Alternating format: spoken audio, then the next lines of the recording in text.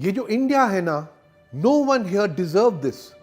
Mass cremations, families cremating their dear ones on the footpath, bodies of the dead piling up inhumanly, people dying because an oxygen cylinder or an ICU bed or a doctor was not available.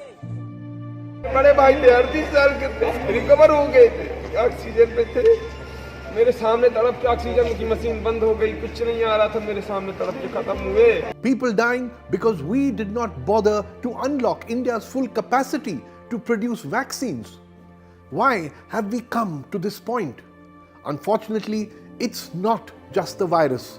It is also policy paralysis, the failure to act or the refusal to act or acting far too late. That is how we have dealt with key aspects of the COVID crisis, which is why as of 21st April, we have almost 2 lakh people dead, over 20 lakh active cases, almost 3 lakh new cases every day. Policy paralysis was the stick used to beat the UPA 2 government with, but this time the cost of policy paralysis is many, many lives. Doctor चिल्लाते रह गए, कोई doctor नहीं आया, कोई doctor नहीं आया, कोई डॉक्टर नहीं आया। Let's talk about vaccines. The Sarkar's slogan was, "जब तक दवाई नहीं, तब तक ढिलाई नहीं." The government knew that vaccines were the key. But what was done to raise production? Almost nothing. While countries like the US and UK gave advance funding to vaccine makers, India's biggest vaccine producers, Serum Institute and Bharat Biotech, got no government support. Serum Institute invested 2,000 crores of its own money and got rupees 2,200 crores from the Bill and Melinda Gates Foundation to increase capacity. Bharat Biotech relied on internal resources. But why did Bill and Melinda Gates have the wisdom to support India's biggest vaccine maker and not our own government? By August 2020, the US government had invested 44,700 crores, $6 billion across several vaccine companies including Moderna, Pfizer, Johnson & Johnson, even while they were developing and testing vaccines. That is what governments do. They think ahead. Why did we let all these months go by? Why did we wait till 19th April 2021 to advance 4,500 crores to our vaccine makers? The answer is policy paralysis. And another fact, India's current vaccine production capacity is not enough to meet even half of our monthly need of around 200 million doses. Our government has always known this. But to make up for the shortfall, did we book vaccines from other producers? No. By August 2020, the US had pre-booked 400 million vaccine doses from 4 different pharma companies. The European Union had pre-booked 800 million doses by November 2020. Do you know when India placed its first vaccine order? And that too only for 16 million doses? In January 2021. For a country of 1.3 billion people, why so little? Why so late? The answer is policy paralysis.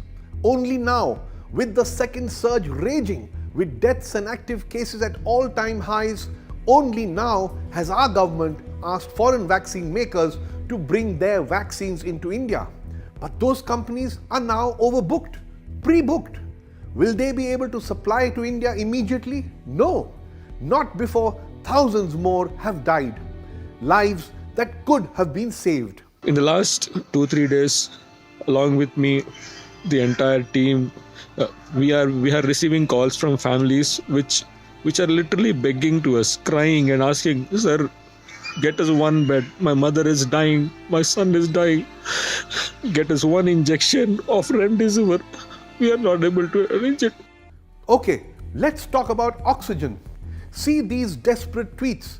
Again and again, families pleading for oxygen, doctors pleading for oxygen. Several state governments asking the center for oxygen. मैं doctor परिहार भोपाल से शासन से प्रशासन से हाथ जोड़कर appeal करना चाहूँगा कि ऑक्सीजन की कमी से लोग मर रहे हैं। कृपया ध्यान दें, 8-8 घंटे 9-9 घंटे लाइन में लग के हॉस्पिटल की वैन को एक सिलेंडर मिल रहा है। आप सोचिए 10 पेशेंट एक सिलेंडर में कैसे सर्वाइव करेंगे। In the second COVID surge, many have been killed not by the virus but by oxygen shortage. Lives that could have been saved. The website Scroll reports that in October 2020, already many months late, the Modi government floated tenders for 162 oxygen producing units to be set up in 150 district hospitals across India. The cost just 201 crore rupees, fully funded by the PM CARES fund. Today, 6 months later, do you know how many of these 162 units have been installed? Only 33. In UP, out of 14 units, do you know how many oxygen units have been installed?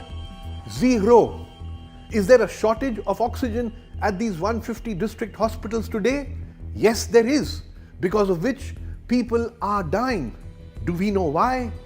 Yes, policy paralysis.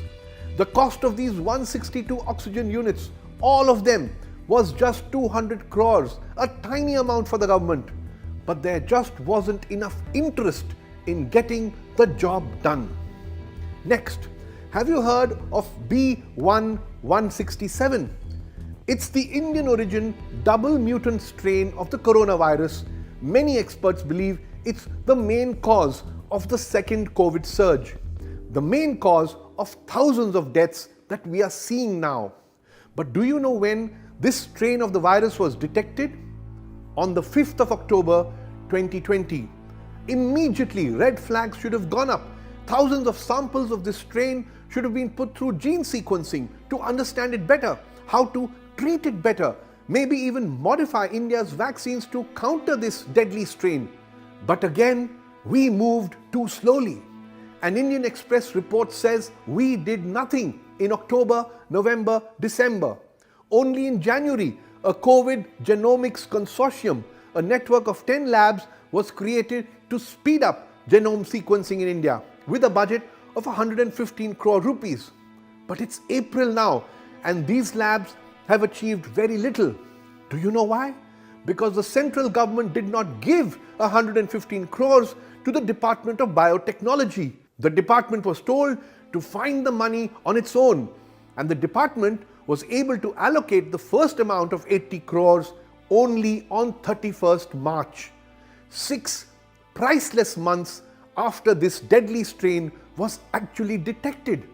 As we all know, by 31st March, the second surge had already gone out of hand, lakhs of cases, thousands of deaths, lives that we failed to save. Why? Because of policy paralysis. There are other questions too. Why was a go-ahead given to religious gatherings like the Kumbh Mela? Didn't the government know it would be impossible to impose COVID norms there? They knew. लेकिन आस्था और गौरव के सामने health क्या चीज है? After first allowing a mega super spreader event, it was hurriedly wrapped up, but we know the damage is already done. Then again, why was permission given for massive election rallies during the ongoing assembly elections, followed by backtracking now? Again, by holding these daily super spreader political rallies for weeks, the damage has already been done. And finally, lockdown. Last year's lockdown policy was seriously flawed, imposed without warning, stopping all trains and buses, forcing lakhs of migrant workers to walk home in the middle of the pandemic. It caused immense pain. And yet the government congratulated itself repeatedly for imposing one of the strictest lockdowns in the world.